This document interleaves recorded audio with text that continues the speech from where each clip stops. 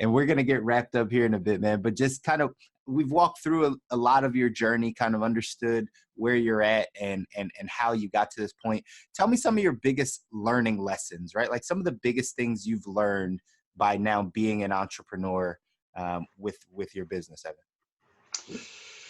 Time management is incredibly important in organizing your day. So I've now organized my day into separate blocks, which is what my mentor does. So he'll only work in the morning. For example, he'll only work for like 4 to 5 hours in the morning. So you'll do an hour work, then 20-minute break, hour work, 20-minute break, hour work, 20-minute break for 4 times.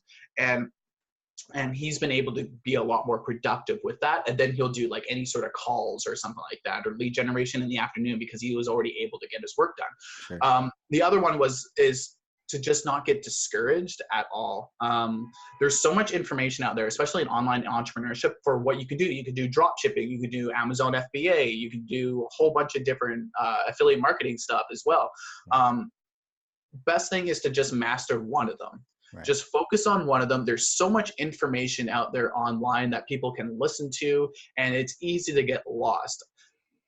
Your job is to just focus on what you like to do the best and what you like to do the most, and become an expert at it. So with myself, I ventured into, and I did like 4 or 5 different things when I was just getting started online. And then I was like, wait a minute, let's take a step back here. Let's reevaluate and see what I'm actually like, what would yield me the most return for my time.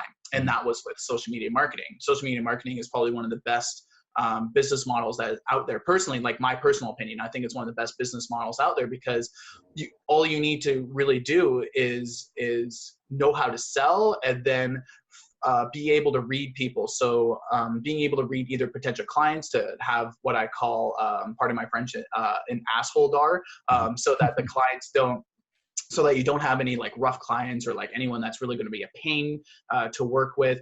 But then also when you're hiring people and you're looking for contractors to do some sort of like Facebook AdWorks for you, or YouTube ads for yourself, understand like and build a relationship with those contractors as well. And yeah, just to not get discouraged, and being able to like learn what your best assets are, and just jump straight into it. Like, don't go 50% into something, go 110% into it, because that's the only way that you're going to be able to succeed. Like Jeff Bezos didn't go 50% into Amazon.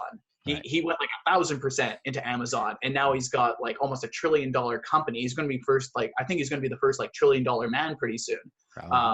Which is crazy. And all he does is literally just like essentially just like drop ships a general store. That's what he did. And he started out with books. Yeah. He started out with books, and then he ventured into like having the biggest general store online. So that's a word of advice for drop shipping.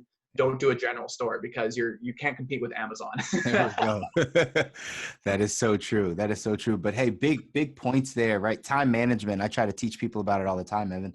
Like at the end of the day, when you become an entrepreneur, you got to make sure you understand how to manage your time, right? How to become the most efficient, productive person. Because sometimes you'll see people that are 16-hour days, 15-hour days, but they're not efficient. They could have really gotten a lot of that stuff done in 5 or 6 hours, but they let their day drag out because they still think like an employee. I always say it's employee mindset versus entrepreneur mindset.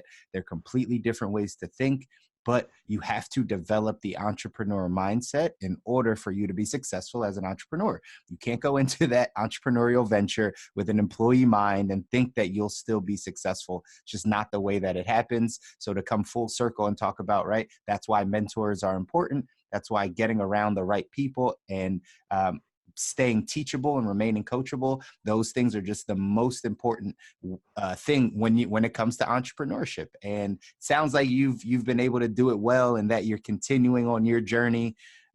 Again, I appreciate you coming on the show, man.